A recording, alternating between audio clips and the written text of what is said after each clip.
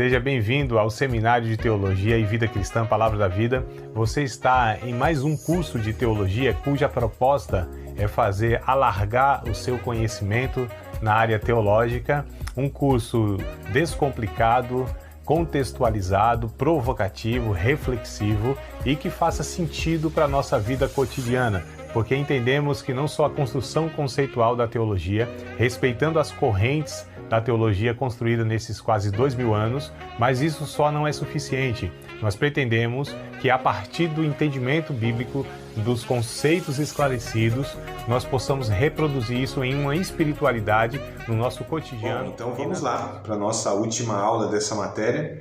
Isso não quer dizer que a gente não vai estudar nunca mais, né, esse tema. Não quer dizer que a gente não vai ler mais nenhum livro nesse tema. Pelo contrário, né? Então, as aulas, as matérias que nós temos é justamente para mostrar para o aluno, que tem mais coisas a ser abordada, que tem na verdade, assim, a matéria ela não propõe explicar tudo, né, o que é possível, e sim pegar pontos principais, tentar lançar uma luz e estimular os alunos a estarem aí o resto da vida, né, buscando um pouco mais sobre aquilo que estudou na matéria. Então essa é a proposta, tá bom? Isso é a nossa vida cristã, de discípulo, de discipulado, é para o resto da vida. Aqui a gente tem os nortes, né? Aqui a gente tem as propostas, aqui a gente tem justamente, como eu falei, esse estímulo, né? Para olha como isso é proveitoso, olha como o estudo, olha como a reflexão bíblica ela é proveitosa para as nossas vidas cristãs, né? Olha como isso é necessário para que a gente creia em Cristo, para que a gente creia para que a gente creia ainda mais, né? Mas para que a gente seja aperfeiçoado em Cristo, né? Para que a gente cresça, não era cresça que eu ia falar, para que a gente cresça em Cristo. Então, essa é a proposta do curso. Se o curso ele gerar isso em cada um dos alunos, nossa, eu vou estar muito feliz mesmo, porque eu não pretendo em 3 anos ensinar tudo o que é possível ser ensinado, mesmo porque eu não sou tão capaz assim, né? Primeiro que o tempo também não dá, e o tudo é muito, né? Mas aí a gente tem essa consciência de que o resto das nossas vidas, isso vai ser uma prática, ou seja, se debruçar diante da palavra de Deus, buscando e desejando, sempre nesse intuito de querer saber mais quem é esse nosso Deus, né? Quem é esse nosso Salvador, o que Ele está nos orientando na vida, quais são os conselhos preciosos de Deus, né? Qual o rumo que a gente toma na vida a partir daquilo que Deus deixou para nós na Bíblia Sagrada. E tudo isso, claro, debaixo de oração, debaixo de quebrantamento, debaixo de humildade, né? Sempre nessa luta constante contra a gente mesmo, porque nós somos o nosso pior inimigo. Eu não considero o diabo o nosso pior inimigo. Ele também é nosso adversário. Mas a velha natureza que ainda insiste em querer tomar as rédeas da nossa vida, e a gente dorme com o inimigo, né? Eu não estou falando do cônjuge, não.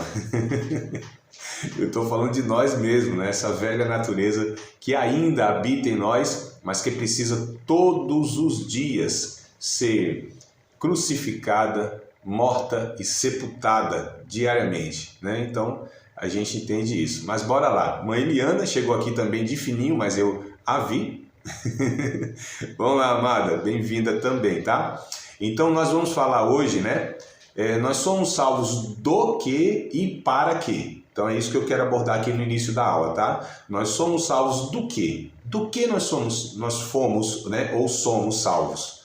E para que também nós somos salvos? Então a gente percebe que a gente tem uma origem e a gente tem uma finalidade, tá? Então a salvação, ela tem uma origem. E a salvação, ela tem uma finalidade, um propósito, né? Um futuro para as nossas vidas, um presente / futuro. Tá? Então, nós somos salvos do quê? Qual é a origem disso? Nós somos resgatados de qual condição? E para que nós fomos resgatados? Né? Qual é o propósito de Deus para as nossas vidas? Nós, os salvos, os resgatados, aqueles que foram comprados pelo sacrifício de Cristo. Há uma finalidade, né? Não é assim, salvar e deixar solto no mundo. Não, agora nós recebemos uma nova orientação de vida, nós recebemos uma nova visão, nós recebemos um novo entendimento, nós recebemos agora uma revelação, que existe um Criador, né, que nos criou com um propósito específico, que foi para glorificá-lo. Mas como isso se traduz no dia a dia das nossas vidas, nas nossas realidades, né? O que é fazer as coisas para a glória de Deus? A gente vai discutir aqui, né? O que é esse negócio assim, irmão, viva para a glória de Deus? O que isso deve significar na vida de cada um de nós, nas nossas relações, no dia a dia. Então não é uma proposta de estarmos sempre juntos num templo, orando e cantando. Isso também faz parte, isso também é importante, mas é muito mais do que isso. Deus não salvou ou não vem salvando um povo para fazer dele um clube, né? Para fazer dele um punhado de gente dentro de várias bolhas sociais e que eles fiquem lá reclusos, como os monges da antiguidade entenderam. A gente precisa sair dessa sociedade. Aí foram para os montes distantes e lá fizeram lá suas habitações e ficaram lá servindo uns aos outros nesses mosteiros. A princípio os monges eram cristãos, eram discípulos de Cristo, não é? E aí eles entenderam que para servir a Deus melhor e para fazer a vontade de Deus tinha que ser assim excluso, né? Mas não, o desafio nosso justamente é esse, né? Que a gente esteja aqui mesmo, nesse dia a dia, servindo a Deus, tá bom? Então vamos lá. Nós somos salvos da condenação eterna, então nós somos salvos da condenação eterna, que é a condição natural de todo ser humano. Então assim, todo ser humano, ele está em uma condição. Qual é a condição que todo ser humano está? Perdido. Ele não precisa fazer nada. Ele já é perdido. O ser humano, ele, por natureza, já está destinado à perdição eterna, ao castigo eterno, né? Isso já é o rumo de todo ser humano. É por isso que a gente não precisa ficar ensinando o caminho do inferno, né? Você vai para o inferno, você vai para o inferno. Não, isso aí é natural. O homem já vai mesmo, né? Na sua caminhada de vida, já nasceu com essa natureza propensa para o pecado, e se Cristo não interferir em dado momento da sua vida, e se o Evangelho não resgatar, né, nessa trajetória de vida, ele vai a passos largos mesmo. Então assim, nós somos salvos da condenação eterna, que é a condição de todo ser humano. Evangelho segundo João, vamos lá? Evangelho segundo João, capítulo de número 3, versículo de número 18. Então, João, Evangelho de João 3 e 18, vai afirmar isso, né? Que todo homem, ele já está condenado. Não é que ele vai ser, não. Ele está. Bora lá, que parece que tem mais um aluno aqui querendo participar conosco. Parece que vai até chegar outro, né? Ou coisa boa. Aqui, ó. O Eduardo está conosco também. Deixa ele completar o áudio ali. Está conectando. E vai já também começar conosco desde o começo. Vai pegar a primeira referência, né? Deixa eu só ver lá que ele está conectando ali o áudio. Bora nós. Vamos lá. Então, João, Evangelho de João, capítulo de número 3, o 3 e 16 todo mundo conhece, né? Uma pessoa que está na igreja e não souber o 3 e 16 de João, tá ruim demais. Amado, chegou na hora certa, viu? A hora de ler Bíblia. Então abra aí João 3 e 18, que diz o seguinte: quem crê nele, em Cristo, né? Quem crê nele não é condenado. Veja bem, mas quem não crê já está condenado, porquanto não crê no nome do unigênito Filho de Deus. Então percebam, notem a expressão. Quem crê em Cristo não será condenado, né? Não, desculpa, não é condenado, não será não. Não é condenado. Quem crê em Cristo não é condenado. Mas quem não crê já está condenado porque não crê no unigênito Filho de Deus. Então a condição daquele que não crê em Cristo já é condenado. Ele já está, tá certo? Só para a gente entender a condição de todo homem, todo ser humano. O capítulo 3 de Romanos capítulo 3, verso 23, também um texto bem citado, né? Esse de Romanos 3 e 23, que diz que todos pecaram e destituídos estão da glória de Deus, ou carecem da glória de Deus, vai depender muito da versão, tá? Mas olha só a afirmativa também. Todos pecaram e estão separados da glória de Deus, né? O capítulo 3, verso 23 de Romanos. Quando a gente lê o capítulo 2 de Romanos também, a gente vai ver que Paulo declara que Deus cerrou ou encerrou todos debaixo do pecado. Ele está se referindo a judeus e a gentios. Então olha só, não é porque era judeu não. O judeu também, o judeu é um ser humano como qualquer outro. Às vezes a gente quer colocar que, sei lá, uma etnia, uma raça, né, são melhores em relação aos outros. Não, amados. O Paulo trabalha isso, Paulo é um judeu, inclusive. Ele trabalha isso aqui em Romanos, né? No capítulo 2 e o capítulo 3. O 3 ele vai dizer o que os judeus têm de mais? Nada. Ele vai falar, não tem nada de mais não. Eles têm orgulho, são orgulhosos, pensando que tem alguma coisa, né? É isso que Paulo fala.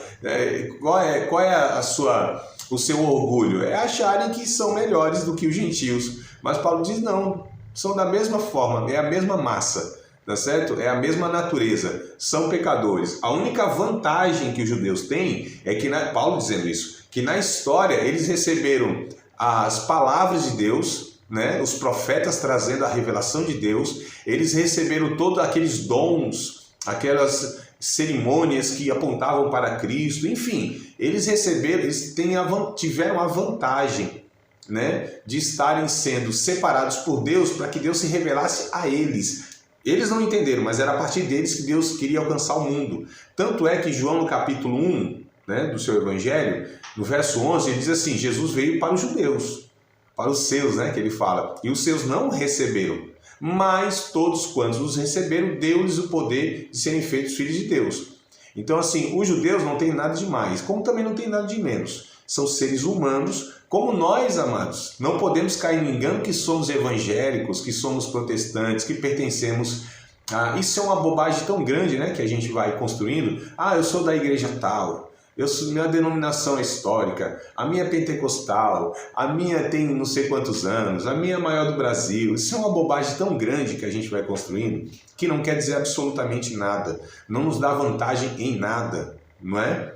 Então a gente precisa entender toda essa questão, tá? Então nós somos salvos da condenação eterna e somos salvos do poder do pecado. Então o segundo ponto aqui, nós somos salvos do poder do pecado. E aí a gente, ainda em Romanos, né? Nós vamos para Romanos, capítulo 6, verso 14, tá? Então esse segundo ponto, nós somos salvos do poder do pecado. O pecado tinha poder, nos dominava.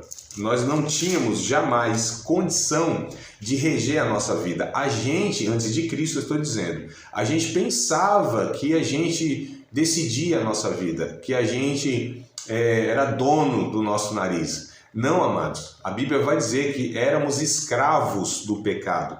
Éramos servos das paixões pecaminosas. Éramos, na verdade, escravos, né, do diabo, no sentido que fazíamos a vontade do diabo que alimentava a nossa velha natureza, tá? Então olha só o que a Bíblia diz. A condição do homem é a seguinte: ele não tem autonomia sobre a sua vida. O ser humano não tem autonomia. Isso quer dizer que ele não tem o poder em si mesmo. Ou ele é governado, seduzido, manipulado, ou ele é escravizado pelo diabo, que usa o pecado do próprio ser humano, ou o ser humano é governado por Deus, tá certo? Então, há duas forças muito maiores do que o ser humano. Ou é o diabo ou é Deus. Eu não estou dizendo que todo aquele que serve a Deus é um endemoniado e é um mau caráter. Não, tem pessoas até de boa índole, gente de valores, só que não tem como, amados. Eles não têm, essas pessoas, por mais que socialmente a gente fale, né, um bom pai de família, um bom cidadão, uma pessoa que se esforça para ser honesta, sincera. É raro, vamos confessar, é raro. Mas pode ser que tenha alguns assim no nosso meio. Tanto é que a gente tem até dificuldade para evangelizar essas pessoas, né? Porque a gente evangeliza a partir da desgraça. Aí é fácil. Tipo, falar para a pessoa assim, ó, você é um desgraçado, aí ó, você é um ladrão, você é um traficante, você é uma prostituta, você é um corrupto, você é um promíscuo. Aí é fácil, é a partir da desgraça. Então, assim, até a sociedade pecaminosa sabe que ele não é boa coisa. Aí é fácil. Agora, quando a gente se depara com uma pessoa assim, um Paulo da vida, né? Querendo fazer a vontade de Deus pela religião, pelo esforço, tentando ser lá um esposo, uma esposa fiel, um bom cidadão, um bom profissional, uma pessoa de caráter, assim. Aí você chega para essa pessoa e fala assim, ó, se você não aceitar Jesus, você vai para a condenação eterna. Eu disse assim, mas por que eu preciso aceitar Jesus? Por que eu preciso de Cristo? Eu sou, inclusive, melhor do que muitos aí que tá na sua igreja. Conheço lá, tem uns até que é meu vizinho. E aí fica ruim para nós, né? Porque ele pode até ter razão, né?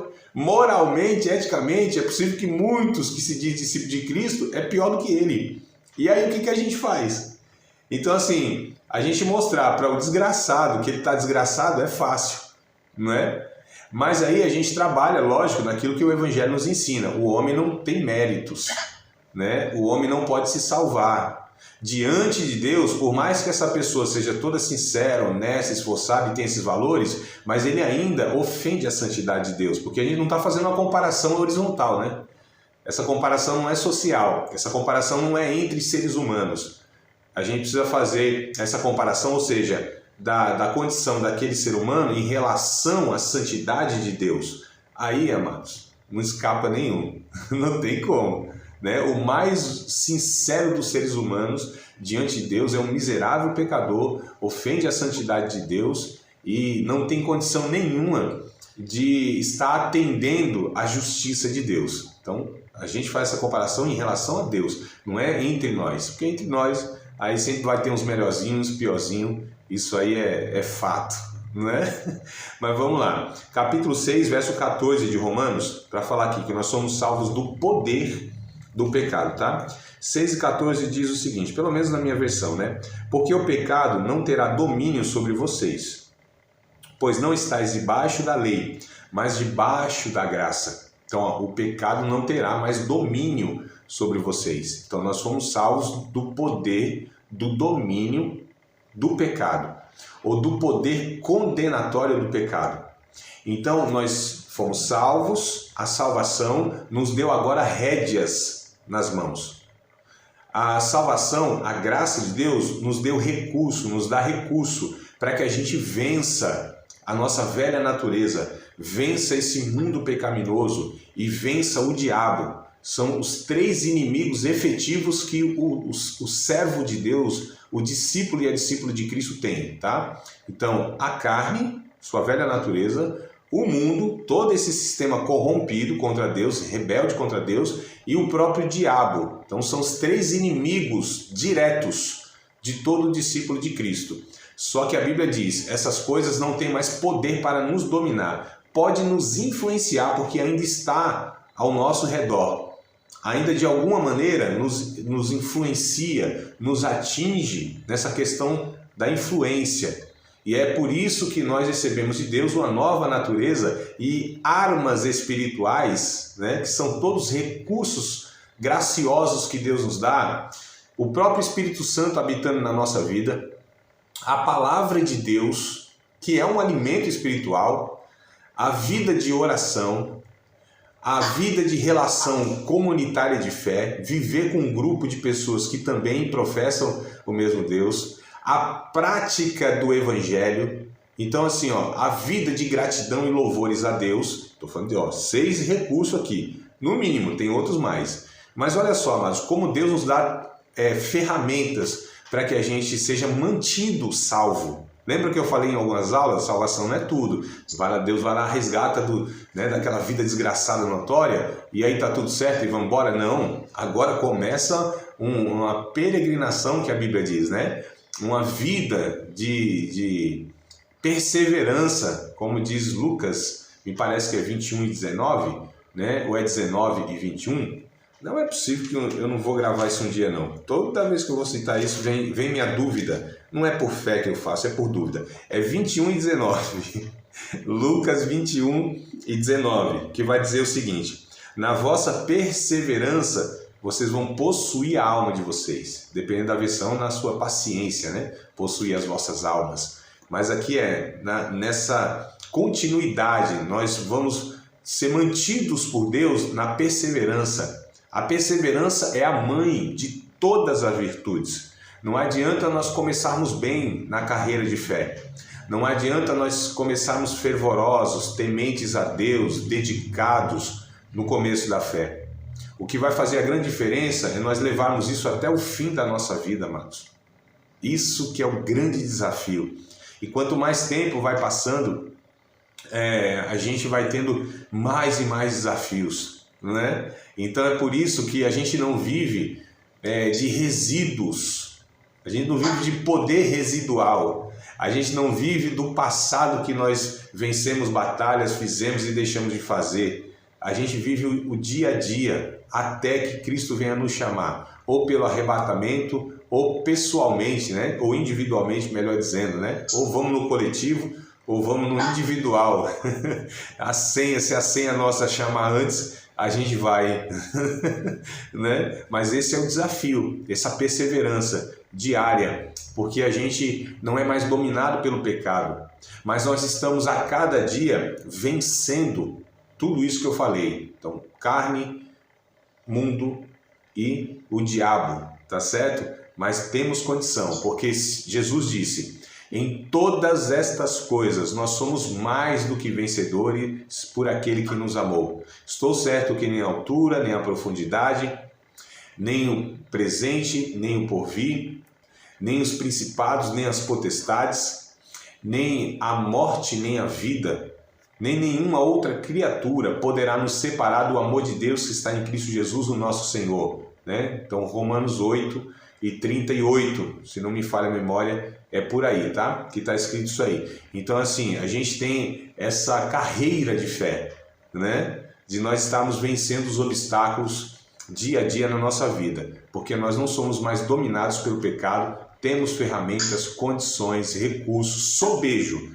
Deus não falta no arsenal de Deus, no estoque de Deus, na despensa de Deus, para cada um de nós, recursos assim sobejos, para que a gente possa enfrentar a batalha. O ponto é que, se de Deus não falta para dispensar para a gente que não vai na dispensa de Deus, é a gente que negligencia isso, é a gente que não leva em conta essa dependência de Deus diária, esse desespero santo que nós temos que ter na nossa alma, no sentido de que eu não posso dar um passo existencial na minha vida se Deus não me sustentar, se a graça de Deus não me conduzir, se o Espírito Santo não me renovar. Amados, nós não podemos cair no engano de nos tornarmos autossuficientes, porque eu tenho 10, 20, 30 anos no Evangelho, porque eu já li a Bíblia 200 vezes, porque isso e aquilo. Não, amados. A nossa dependência de Deus é em todos os momentos, em todas as circunstâncias, aquelas aparentemente fáceis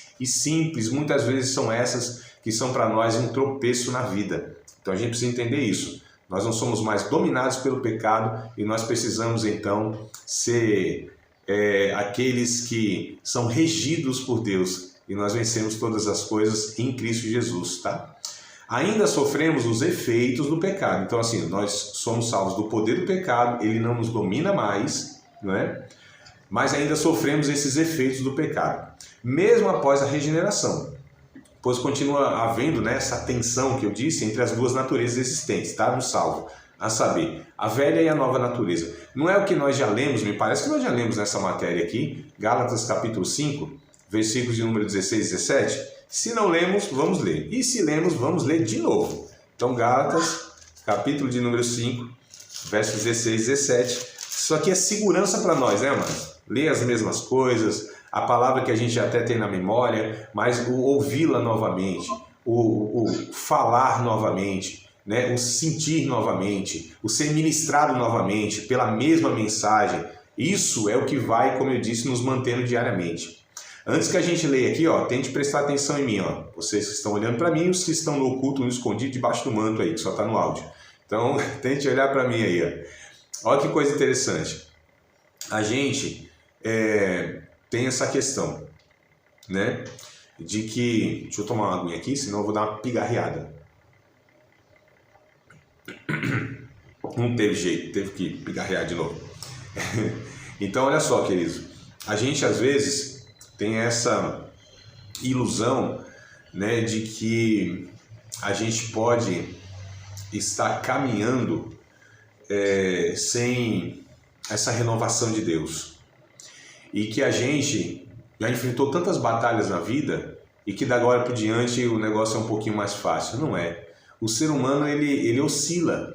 A nossa vida é uma montanha russa. Eu estou bem hoje, psicologicamente falando, espiritualmente falando, fisicamente falando, né? Posso estar bem hoje. Daqui a 10 minutos, isso pode desmoronar tudo em minha vida.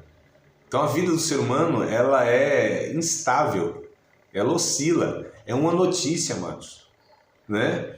É uma veia, um vaso capilar. Se romper aqui assim, ó, a gente já fica todo torto. Já sai andando de lado assim, ó. Não é? Então metade do homem assim, ó, vai embora. Só fica a outra metade carregando a outra que foi embora. Então, brincadeiras à parte, mas é isso, não é? Então a gente cai num pecado aqui e tal, e meu Deus do céu, como isso destruiu a minha vida, como isso danificou a minha vida, não é uma fração de segundo, né? Mas enfim, a vida nossa é essa, nossa, do ser humano, tá? A gente não é linear, né? A gente não vai numa linha assim, ó, retinha não. Nossa vida é isso aqui mesmo, ó.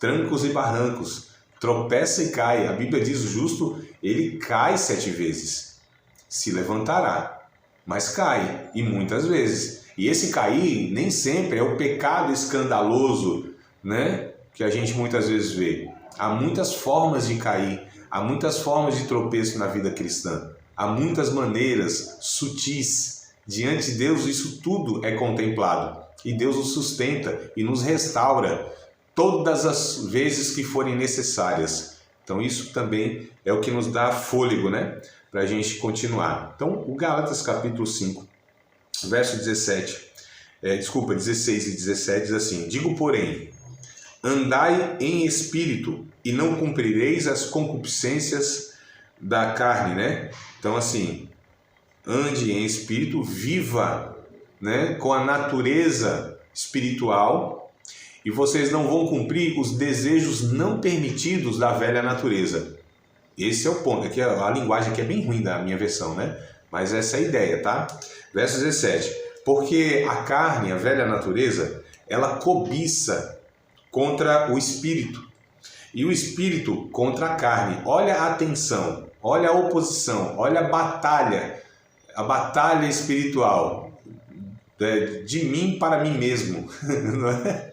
Como Paulo diz, a nossa briga não é contra a carne e contra o sangue, no sentido que essa questão física, mas é com essa questão de natureza, tá certo? O negócio é espiritual, é almático, é a alma, né? Nossa alma que não equaliza nunca. Então é isso.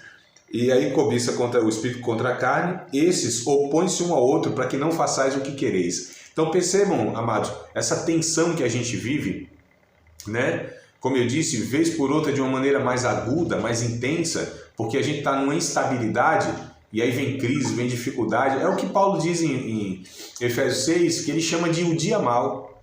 Vem o dia mau na nossa vida, né? Às vezes esse dia mau ele prolonga e aí fica um dia longo, né? Não é um dia de 24 horas. Paulo não está falando assim, o dia mau é aquele dia de 24 horas. Não, é esse momento que muitas vezes se alonga. Esse dia que nunca acaba, esse mal que nunca cessa, né? Essa luta que parece que não vai ter fim. Tem um ditado que diz que o bem dura pouco, né? Há mal que nunca cabe. Então, olha só, tem uns que vivem assim, amados, né? Por longos períodos, um inverno prolongado. Parece que as flores não nascem, os passarinhos não vêm cantar mais na janela, o sol não brilha mais, é nuvem escura, é trovoada, né? É terra seca, é o céu de bronze, a terra de ferro, planta e não germina nada. Mas nesses períodos, amados, também são os períodos que nós mais ainda intensificamos. Aliás, tem duas respostas, né, nessa circunstância. Ou as pessoas desistem, ou elas blasfemam de Deus, reclamam da vida, se tornam murmuradores e se entregam ao pecado, ou então elas se entregam mais ainda a Deus na dificuldade, e a dependência de Deus é uma coisa absurda, porque elas sabem de fato que não conseguem mais dar um passo se Deus não sustentar naquela situação, né? Então é isso que a gente percebe nas nossas vidas, ou não. De repente estou falando só por mim, né? Vocês assim vão de vento em popa, só fogo, só glória, só bênção, só vitória, né? Então de repente estou falando só por mim, né? Que a gente vai cantando os negócios aí, né, meu irmão? Porque a gente fala, eu devo ser um crente muito ruim, né? Porque a vida é só essa aí que o povo canta mesmo assim, tá tudo bem. Um dia eu falei, e aí, irmão, tudo bem? Ele falou assim, melhorar estraga, né? Só festa, né? Ele falou assim, é só vitória. Eu falei, é mesmo? Rapaz, então graças a Deus, né? Então assim, o irmão disse assim para mim um dia, é muita bênção para pouca prova. Eu acredito, eu já ouvi isso, é muita bênção para pouca prova. Eu falei, é mesmo, amado? Então tá bom. Mas vamos lá, nessas alienações, né, que muitas vezes a gente ensina, as pessoas não consideram essa realidade aí. Mas enfim, vamos falar de mais um ponto aqui, ó. Nós somos salvos, então só para recapitular aqui, tá? Para não ficar um negócio, né? Somos salvos da condenação eterna, somos salvos do poder do pecado, não é isso?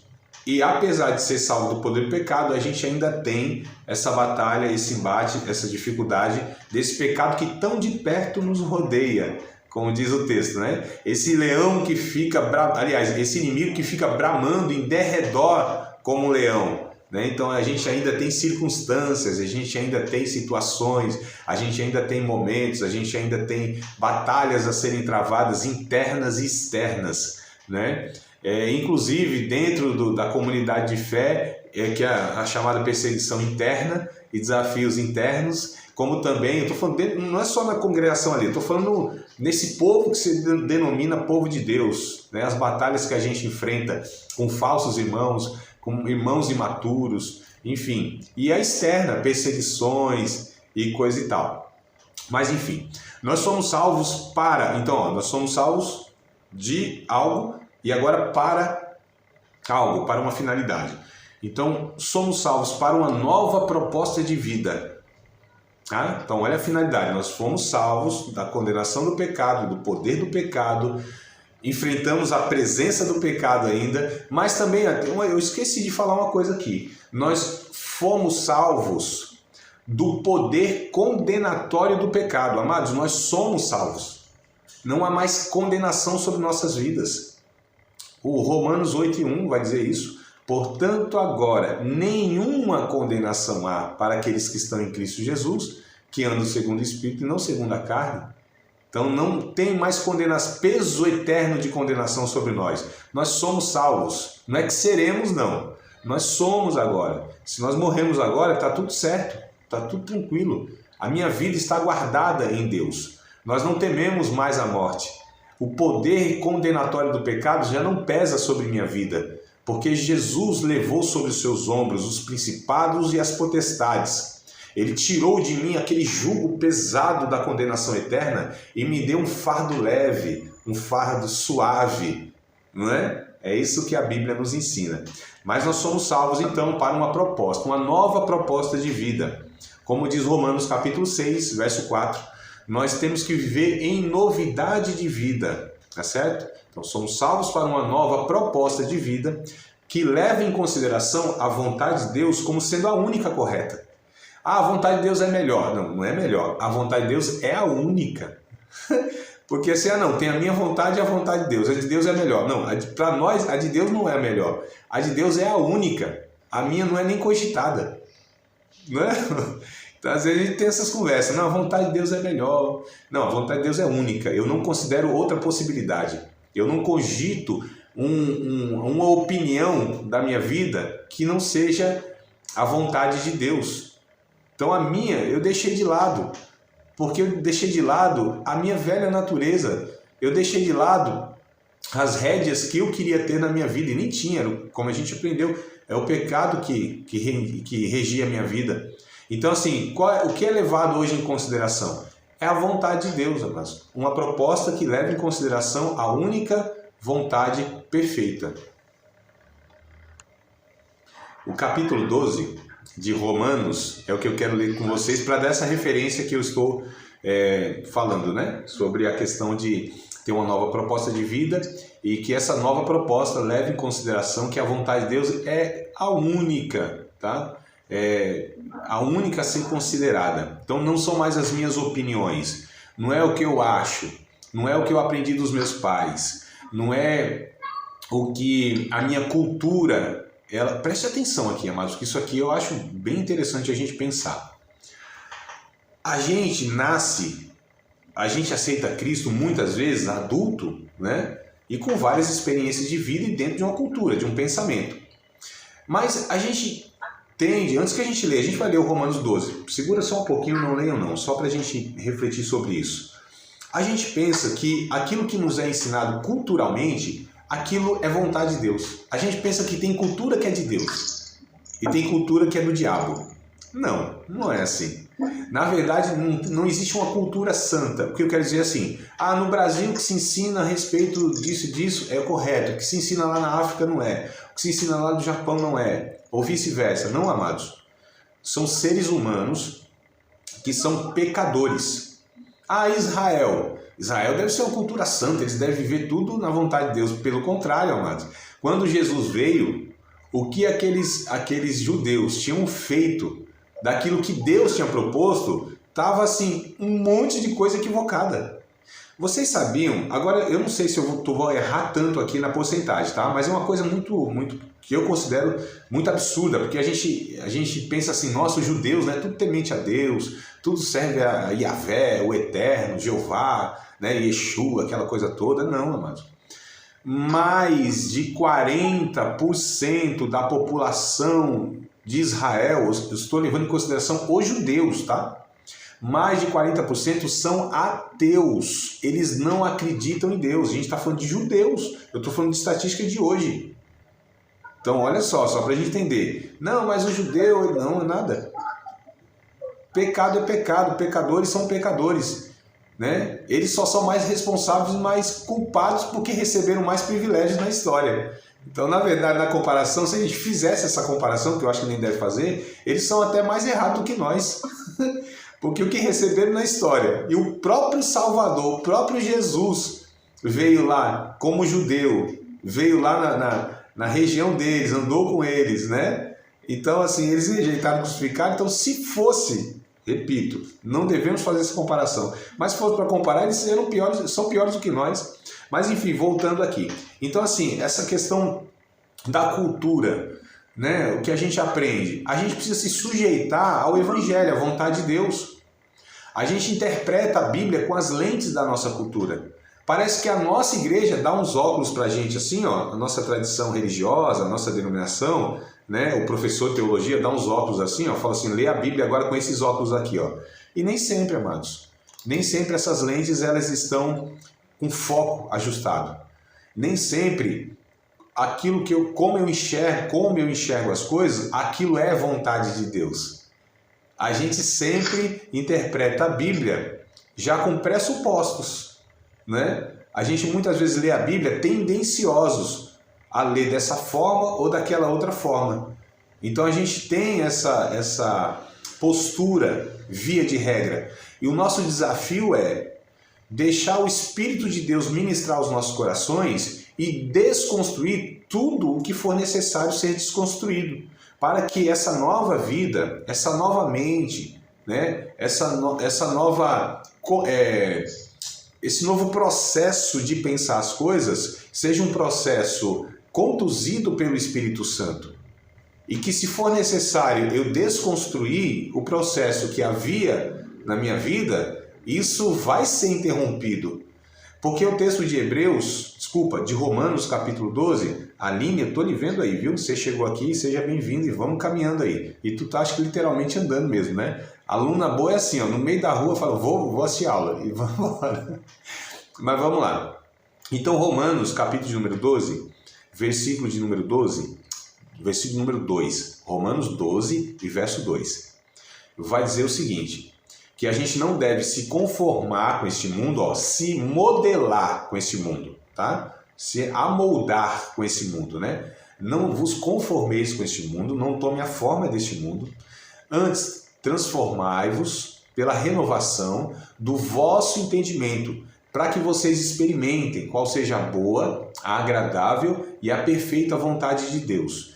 Então, queridos, a grande dificuldade que nós temos muitas vezes é desvincular a construção cultural que nós recebemos por estar dentro da cultura, e não podia ser diferente. Eu não posso pensar como um japonês se eu estou no Brasil, eu não posso pensar como um europeu se eu estou no Brasil. Se eu estou no Brasil, sou brasileiro e sou construído com a cultura do Brasil. Como eu disse, nem tudo está errado, nem tudo está certo, né? A gente precisa fazer precisa peneirar, precisa fazer essa triagem. Precisa deixar a Bíblia Sagrada, o Espírito Santo, fazer esse filtro para que a gente fale, não, opa, isso aqui é pecado? Será que é pecado? Ou será que por nós sermos brasileiros, temos tal comportamento, pertencemos a tal denominação, é pecado? Porque se você pertence a uma certa denominação religiosa, né, evangélica, pensa-se sobre algumas questões diferentes da outra.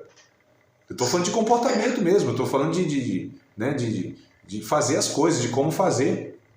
Então, muitas vezes, isso não tem nada a ver com Deus, né? É uma questão mesmo de cultura, é a igreja, é a denominação, é a tradição religiosa, é quem ensinou e tal. Então, a gente precisa deixar o Espírito Santo ministrar nas nossas vidas e desconstruir o que for necessário para construir aquilo que é importante no Evangelho. Então, nós somos salvos para uma proposta nova de vida, tá? Que leva em consideração que a vontade de Deus é perfeita. E não é fácil, não. É um desafio buscarmos a vontade de Deus, amados. É um desafio. Qual é o desafio? O desafio, muitas vezes, é de nos humilharmos nesse sentido. Até o que eu penso hoje, o que me ensinaram, talvez não seja bem assim. Aí a gente tem um outro risco. Preste atenção, que muitas pessoas estão também indo para o outro extremo, né? Estão deixando as bases, deixando aquilo que é de valor, aquilo que é inegociável, e estão indo para uma vida também totalmente licenciosa, tá? Então, assim, o grande perigo é essa transição, né, que as pessoas elas sofrem, devem sofrer. Né? O sofrer que eu digo não é no sentido pejorativo, não, é assim, negativo, melhor dizendo, tá? O sofrer porque dói, né? Dói. Toda mudança dói, todo crescimento dói, toda desconstrução dói, né? Isso de alguma maneira atinge o nosso ego, enfim, a gente precisa de alguma maneira ali ser amassado por Deus, né? Moldado por Deus, então isso dói, né? É a mão de Deus ali nos dando uma forminha parecida com a forma de Jesus, né? O bonequinho todo deformado. Vocês lembram da música das crianças? Havia um homenzinho torto, morava numa casa torta, andava num caminho torto, né? A Bíblia encontrou. E tudo que era torto, agora Jesus endireitou. Tá vendo? A gente estuda teologia para citar essas coisas das criancinhas para vocês, né? Então, a gente precisa entender essa dinâmica, tá? Aí, nessa vida, nessa proposta de vida diferente, nós pensamos diferentes. Nosso pensamento precisa ser o pensamento que Jesus pensa. Isso não é fácil, não é tão fácil assim como se pensa, né? Algumas pessoas vão pregando, falando, pastores e líderes e irmãos, enfim. Jesus pensa isso, a vontade de Deus é essa. Será que é de fato? Né? Será que Jesus pensa isso mesmo?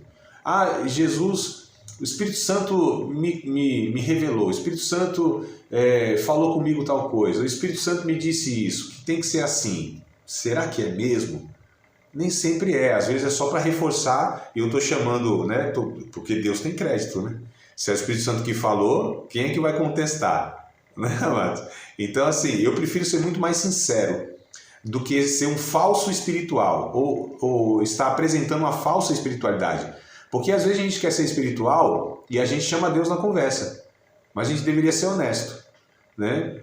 Porque a gente deveria falar assim, eu penso que Deus, ele me propõe isso. Eu entendo que é isso aqui. Do que falar é Deus, é Deus, é Deus. Às vezes é o nosso gosto pessoal. Porque assim, se é Deus, nós não poderíamos mudar nunca na vida. E às vezes as pessoas mudam ao longo da vida aquela opinião que lá atrás disse, é Deus. Então calma aí, era Deus? E agora não é mais? Ou lá não era e agora também não é também? né? Então a gente precisa ter muito cuidado nessa questão. Não que a gente não tenha segurança, não que a gente não deva ter convicção, não é isso. Eu estou dizendo que não é tão fácil assim declarar a vontade de Deus toda hora, em todo lugar, né? Isso passa uma aparência de espiritualidade. Nossa, esse é guiado por Deus, é vaso de Deus, amados. A gente pega lá os profetas, vacilaram muitas vezes, homens de Deus. A gente pega os apóstolos, falaram o que não devia, fizeram o que não devia. Os homens de Deus, usados por Deus, escolhidos por Deus para escrever inclusive a Bíblia. Os apóstolos colocaram os fundamentos da fé cristã. E Pedrão lá vacilou várias vezes. Paulo repreendeu ele na frente de todo mundo. Isso é um dissimulado, rapaz. Isso é um falso. Paulão, às vezes, lá não soube lidar lá com uma certa situação, era imaturo lá. Falou pro menino, anda com a gente, vá-se embora que você não aguenta a prova e tal. Lá no fim da vida, depois de 30 e tantos anos, ele teve que reconhecer, me chama Marcos, ele é muito útil no evangelho e tal, né? Quer dizer, lá atrás era intolerante, era meio arrogante, Paulo. Então a gente vê os homens de Deus aí, são passíveis de pecado, de erros, amados. Então a gente precisa ter essa humildade. 1 aos Coríntios, capítulo 2, verso 16, capítulo 2 de 1 aos Coríntios, verso 16, falando a respeito de pensar diferente, tá? Esse versículo aqui é essa referência, pensar diferente, né? Nós temos a mente de Cristo, ou devemos ter. Porque quem conheceu a mente do Senhor para que possa instruí-lo? Mas nós temos a mente de Cristo. Então, uma nova vida, a proposta para uma nova vida, exige que a gente busque os pensamentos de Jesus. O que Deus pensa a respeito disso, o que Deus pensa, não é aquilo que eu quero que Deus pense. Não é aquilo que eu quero que seja o pensamento de Deus. Não, aquilo que Deus pensa a respeito disso. Filipenses capítulo 2, versículo de número 5. Filipenses, ainda nessa referência, tá? Sobre a mente de Cristo, os nossos pensamentos serem diferentes. Filipenses 2 e 5, Paulo agora, ele diz, olha, vocês tenham o mesmo pensamento que Cristo também teve. Então, olha só, de sorte que haja em vós o mesmo sentimento. Tá sentimento aí na versão de vocês, no verso 5? Aline, tu que já chegou aí com a Bíblia e tudo mais, né? Tá sentimento a palavra? Ou ou é pensamento? Vamos lá, pensamento ou sentimento? As irmãs demais, abrem o microfone de vocês. 2 e 5, Filipenses capítulo 2, verso 5. Diga, pode dizer. O meu está sentimento. O seu está sentimento? Edileuza, sentimento também. Helenus também sentimento, né? Tá, essa palavra, Paulo, acho que a maioria tá então, deve ser tudo a unção de vocês.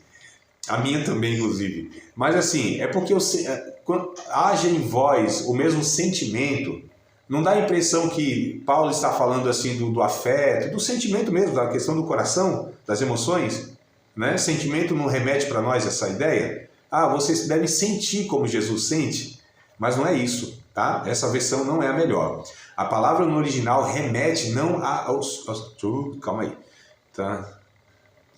Tentem pensar como Cristo pensava. A Esther aqui está no chatzinho falando, né? Isso, tentem pensar como Cristo pensava.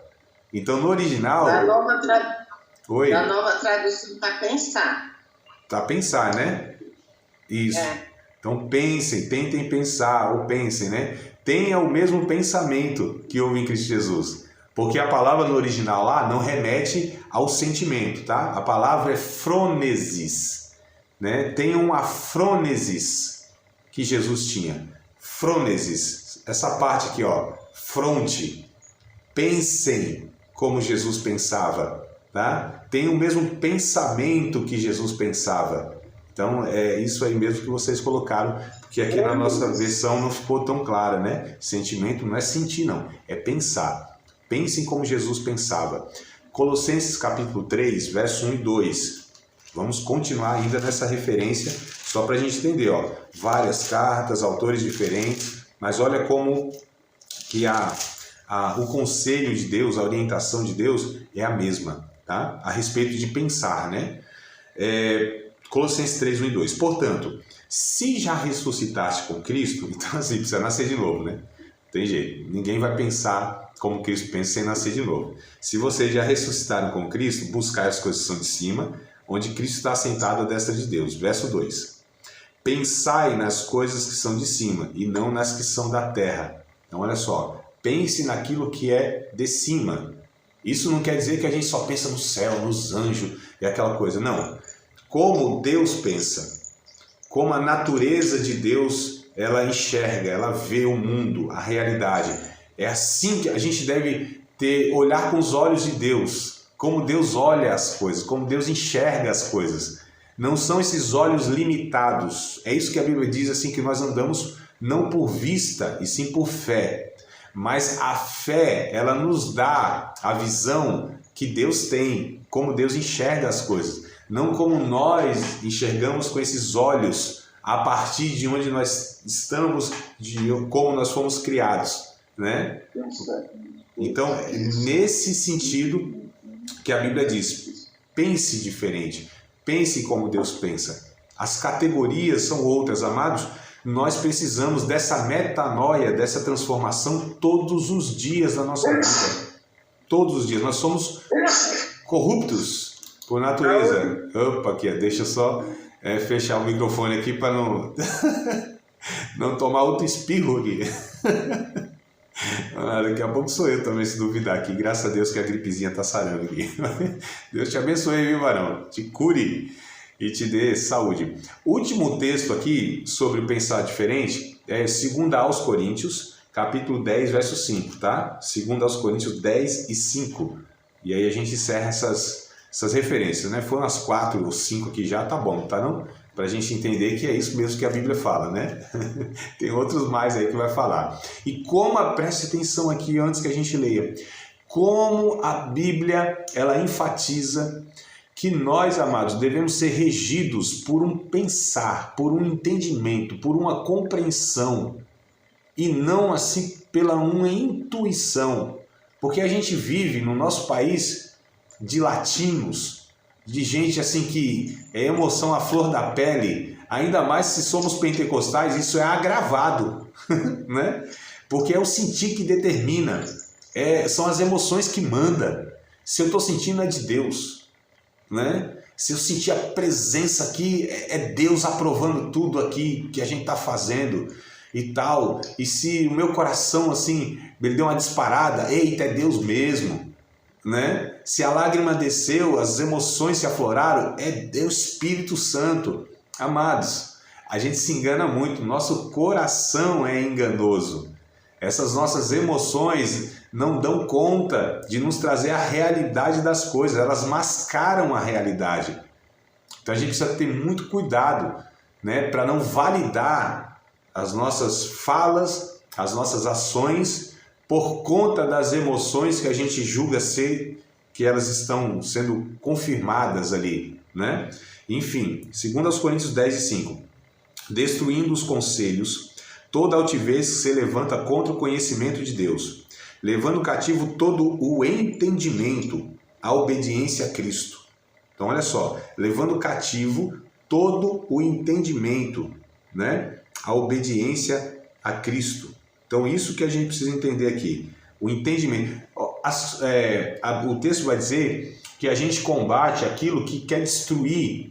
O texto vai dizer aqui, o conhecimento de Deus, não é o sentimento de Deus, é o conhecimento de Deus.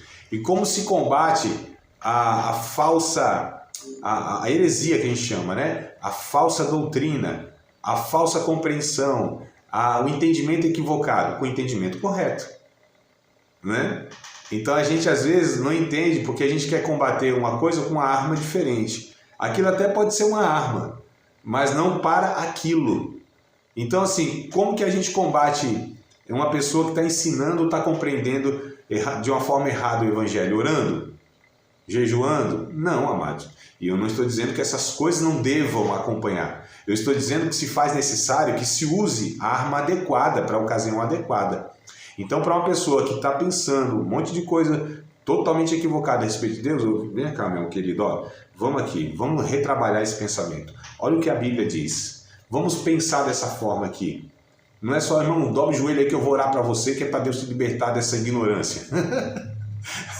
Como eu disse, a oração ela sempre vai acompanhar, né? Mas se faz necessário, se a gente está combatendo uma má compreensão, é trazer a boa compreensão, tá certo? A gente precisa entender essas questões aí. Então pensamos diferentes, né? Nos comportamos diferentes. Olha o que a salvação faz em nós, numa proposta de vida. Nós pensamos diferentes e nos comportamos diferentes. Então assim, nosso comportamento, ele deve ser um comportamento que de fato expresse a natureza de Deus, tá certo? Romanos capítulo 6, verso 19.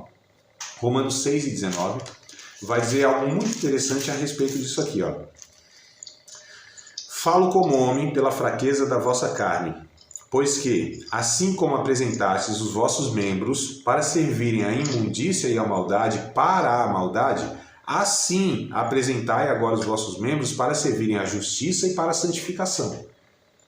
Então, nessa proposta nova de vida, nós pensamos diferentes e fazemos as coisas diferentes. As nossas obras, as nossas ações, o nosso gesticular, o nosso movimento corporal, tudo isso, amados, deve ser de uma maneira que expresse a glória de Deus, tá certo? Então a gente se comporta diferente. Eu não devo ter comportamentos agressivos, por exemplo, né? Expressões agressivas. Eu fico vendo, a gente que é pentecostal, os nossos cultos. Quanto mais poder de Deus, mais cara feia. Não é não? Já perceberam assim? O povo está sentindo a presença de Deus, nosso cara feio assim, né? Eu falei, ué, mas que trem é esse aí? Até a expressão é ruim, mas a presença de Deus deveria nos trazer alegria, prazer, uma face brilhando, né? Um dia um rapaz, ele estava passando assim meio embriagado, é certo que ele estava meio, não estava muito bem não, mas passando na frente da igreja aqui, aí o fogo pegando lá dentro, aquele culto pentecostal. E ele olhou assim, ele ouviu o pregador dizendo, Deus está operando aqui e tal, né? Aí ele olhou a cara dos irmãos assim, se contorcendo, aquela cara feia e tal, aquele negócio. Ele disse pro diácono, rapaz, Deus está operando aí, deve ser sem anestesia, né? A dor que o povo está sentindo. Deve ser sem anestesia nenhuma, né? Oh, meu Deus do céu! Então a gente se comporta diferente, a gente tem uma postura diferente, a gente tem ações diferentes. No sentido que aqueles que não servem a Deus têm, então nós não temos, nós não agimos, tá certo? É diferente as nossas ações. O Efésios capítulo 4, eu não vou ler, eu só estou dando essa referência para vocês lerem depois. Inclusive nós já lemos em outra aula aqui, mas aqui é um texto completo, tá? Capítulo 4 de Efésios, vocês leem depois, aí tarefa de casa, acabou a aula aqui, vai lá na Bíblia rapidinho e lê esse texto. Em 5 minutos vocês vão ler esse trecho todinho. Capítulo 4, verso 17, até o capítulo 6, verso 9.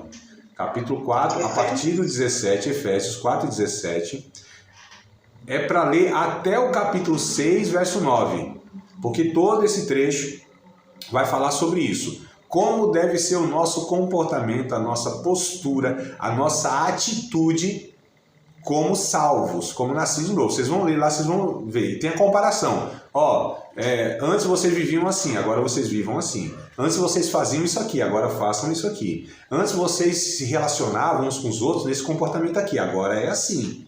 Então, esse trecho todo aí, né, vai falar sobre os nossos comportamentos, as nossas relações na prática, tá certo? Isso, Esther, até o capítulo 6 e verso 9, tá? O capítulo 6, verso 9. Esther está perguntando no chat aqui. Capítulo 4, verso 17, começa a leitura e acaba no capítulo 6, verso número 9. O assunto é um só. Vai ultrapassando o capítulo, título e tudo mais, desconsidera tudo isso, tá? Esquece que tem capítulo, que tem versículo e que tem algum títulozinho no meio lá. A conversa é uma só, né? Mesmo porque isso aí Paulo não escreveu nada. Isso aí foi depois, a igreja, depois de 1200 anos, foi colocar esse negócio de capítulo, de versículo, de títulozinho aí. Paulo escreve sem tudo essas coisas aí, tá? Então ele está falando uma coisa só. Por isso que eu separei esse trecho aí para vocês lerem, vocês vão perceber. Leia assim mesmo, sem interromper, sem parar. Parou o capítulo aqui, acho que é outra coisa. Não, é a mesma coisa que o Paulo está falando do 17, do 4 até o 6 e o 9. Mas vamos lá. Nós temos desejos diferentes também. Nós então pensamos diferentes, nos comportamos diferentes e desejos diferentes que nós tínhamos antes. Ainda é o mesmo versículo que eu dei lá atrás, mas ele serve, que é o Romanos 12, 1 e 2, tá? Romanos 12, 1 e 2. Rogo-vos, pois, irmãos, pela compaixão de Deus, que apresentei os vossos corpos vivo, vosso culto racional, o sacrifício vivo, né? Para que você experimente qual seja a boa, agradável e perfeita vontade de Deus. Então, assim, nós sentimos diferente. O desejo que nos move, os sentimentos que nós expressamos, eles devem ser aquilo também, porque assim, a gente tem uma prática correta, nem sempre o sentimento é correto, né? A gente às vezes tem um ensino correto e a prática não é correta. A gente chama isso na teologia, de uma forma bem técnica, a gente chama de... Aí, meu pai, deixa eu ver. Eu estou lembrando aqui do dentista, ortodontia. Não é isso não. Eu vou lembrar aqui, é porque eu queria falar na sequência, né? Mas enfim, ortodoxia. Nós temos a ortodoxia, certo? Ortodoxia, que é ensino correto. Nós temos a ortopraxia, que é a prática correta, e a ortopatia, que é o sentimento correto. Então a gente deve reunir tudo isso aqui, ó, né? Orto é correto, é reto, né? Aquilo que conserta. Ortopedia, ortodontia, né? Vai endireitando aí as coisas. Então assim, ensino correto, prática correta e sentimento correto. Tudo alinhado aqui na vontade de Deus. A gente deve então reunir aí o sentimento também.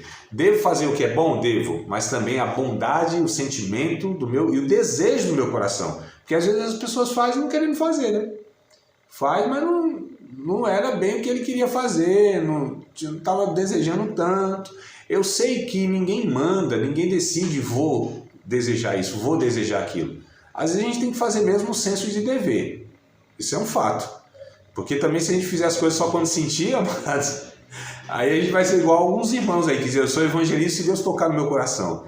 Eu só dou oferta se Deus tocar no meu coração. Eu só faço isso se Deus tocar no meu coração. Aí vai sentir dor de cabeça, vai sentir sono, vai sentir preguiça, vai sentir tudo, menos de fazer a vontade de Deus. Então não é que eu estou dizendo que a gente tem que sentir as coisas para fazer a vontade de Deus. A vontade de Deus se faz porque a gente entendeu que é a vontade de Deus, pronto, acabou. É bem assim mesmo, né? Só que quando isso se alinha no nosso coração, no nosso íntimo, nossa, é muito bom, porque foi Deus que gerou aquilo dentro de nós, né? A natureza de Deus está resultando esse sentimento adequado para aquela ação e para aquele ensino. Aí a gente reuniu o perfeito aqui, né? O completo. Nós sentimos, nós amamos o que Deus ama, como nós odiamos o que Deus odeia. Nós gostamos daquilo que faz a vontade de Deus e nós repudiamos, sentimos tristeza, nojo, asco daquilo que Deus também reprova. Deve ser assim, amados. Então não é só isso aqui eu não gosto, mas não estou nem aí também, não tem nada a ver, não, amados. Se aquilo ofende a Deus, aquilo deve me incomodar. Eu não posso ser indiferente, antipático, né? Isso aqui eu sou antipático, não tem... Para mim tanto faz como tanto fez, não. Aquilo de alguma maneira, Deus tem um pensamento sobre aquilo? Aquilo ofende Deus de alguma maneira? Opa, então isso deve me atingir também. Porque eu fui salvo, porque a natureza de Deus está em mim, porque o Espírito de Deus habita em mim.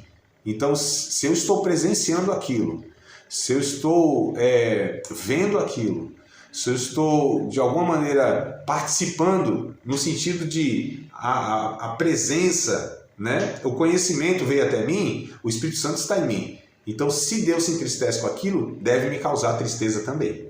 Eu fico muito preocupado quando a gente vê uma desgraça humana, vê uma miséria humana, vê alguma situação. Por exemplo, alguns falam assim, André, não tem perseguição religiosa, a gente não sofre no Brasil. Quem sofre são os nossos irmãos lá na Coreia do Norte, lá na China, lá na Rússia e tal. Os irmãos estão sofrendo lá, estão sendo perseguidos, lá eles estão sofrendo. Aí eu pergunto, meu Deus do céu, será possível que esses irmãos não se comovem, não se movem, não se angustiam com tudo isso que estão fazendo e estão chamando de igreja? Será que a gente não consegue ter angústia na nossa alma vendo essas pessoas aí e as outras pessoas pensam que são gente de Deus, líderes mal intencionados, tanta gente aos montes sendo conduzida para o inferno por causa de pessoas mais intencionadas, manipuladoras. Será que isso não nos causa angústia, amados?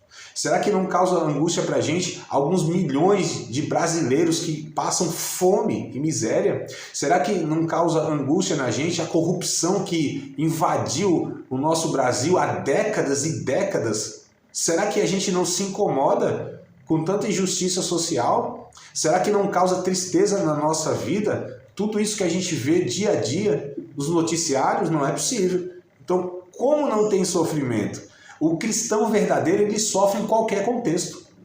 Seja ele um contexto democrático de liberdade religiosa, seja num contexto de perseguição religiosa. A gente sofre, mano. A gente sofre de toda forma, né? Então, um sentimento.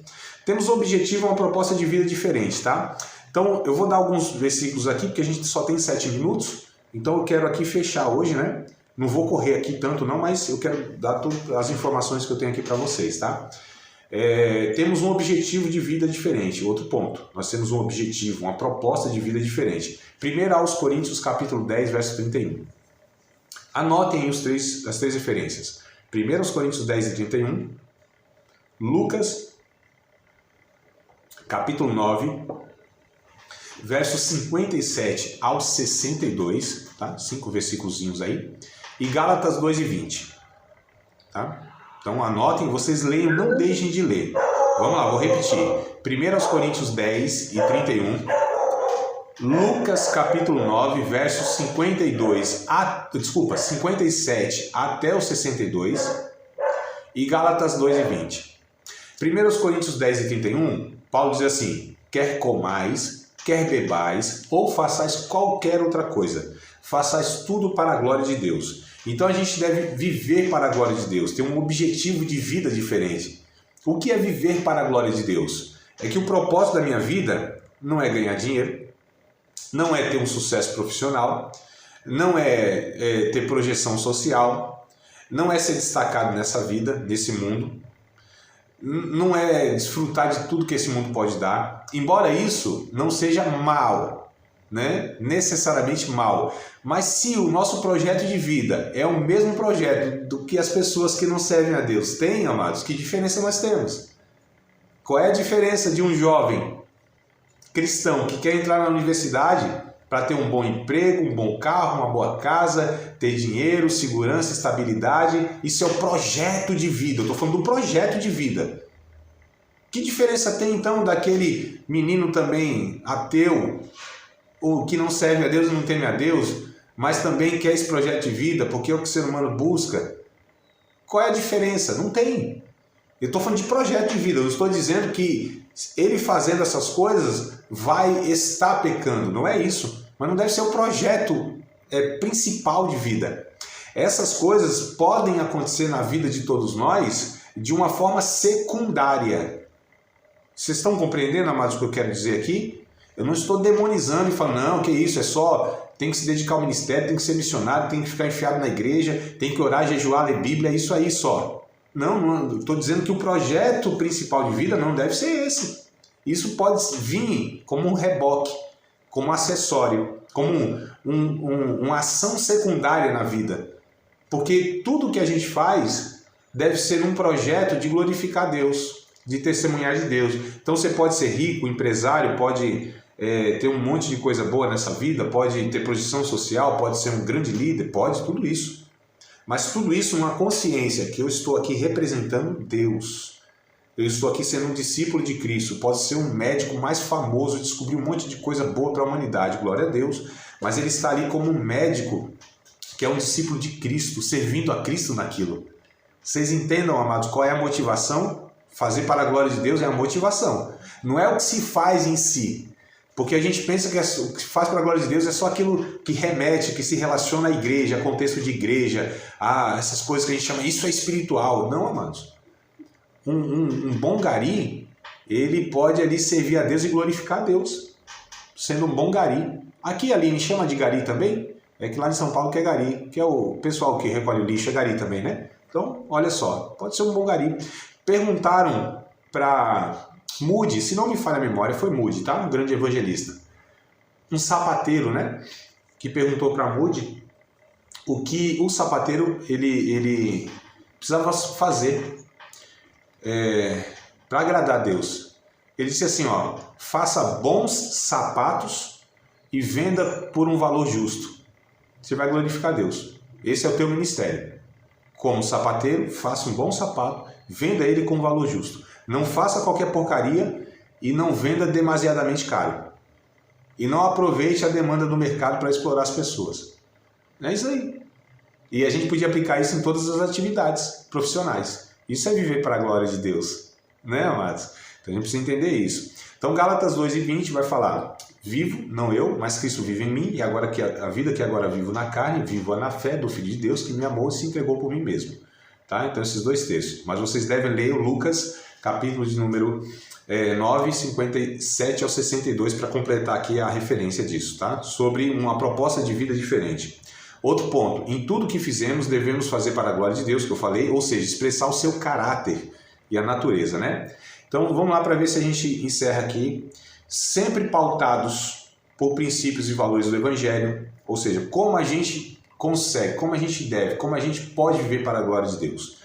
Sempre pautados por princípios e valores do Evangelho, tudo que a gente vai fazer, o que o Evangelho fala a respeito disso, quais são os valores do Evangelho a respeito disso, os princípios de Deus a respeito disso. Então a gente vive na família dessa forma, deve viver com a família, os valores do Evangelho, os princípios, eu carrego para a minha vida em relação à família, a conjugalidade, para quem é casado, para quem tem filhos, como eu crio os meus filhos, paternidade e maternidade. Devo também fazer isso no trabalho, a ética que eu tenho no trabalho. Então, assim, o que as pessoas fazem, o que os outros levam de vantagem, isso não me interessa. Interessa é o que o Evangelho me propõe, como eu vivo lá na ética. Ah, mas isso pode me custar um emprego. Então, aí escolhe então o seu emprego, sua segurança, seu futuro lá profissional ou fazer a vontade de Deus. E a gente precisa escolher, né?